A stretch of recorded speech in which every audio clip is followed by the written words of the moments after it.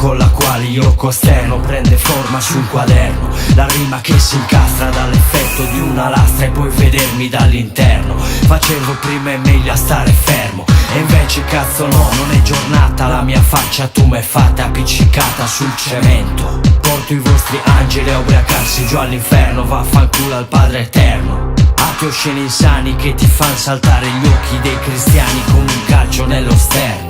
Copro questo cielo col mio scherno, questo è poco, c'è una tipa che va a fuoco, non accendere lo schermo. Io sono negativo come il meno, come chi porta rancore in bocca mastica veleno, come chi prende al volo l'occasione e poi si getta sotto un treno.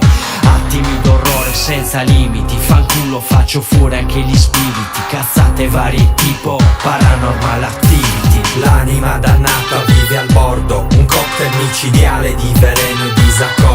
E forse tu capisci le parole che pronuncio, ma l'anima dannata fugge via, ha troppe cose contro. L'anima dannata vive al bordo, un cocktail micidiale di veleno e disaccordo. E forse tu capisci le parole che pronuncio, ma l'anima dannata fugge via, ha troppe cose contro. Cresco con un sentimento di inquietudine, sentire l'animo mio che ha disagio è un'abitudine, questione di attitudine, schiacciato dal martello sull'incudine, mi porta compagnia la solitudine.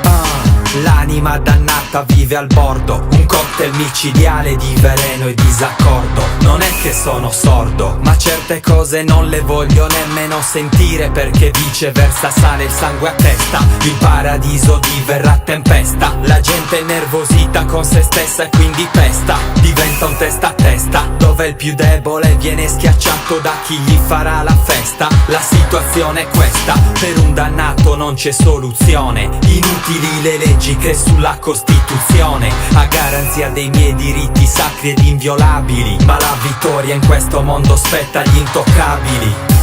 L'anima dannata vive al bordo, un cocktail micidiale di veleno e disaccordo. E forse tu capisci le parole che pronuncio, ma l'anima dannata fugge via, ha troppe cose contro. L'anima dannata vive al bordo, un cocktail micidiale di veleno e disaccordo. E forse tu capisci le parole che pronuncio, ma l'anima dannata fugge via, ha troppe cose contro.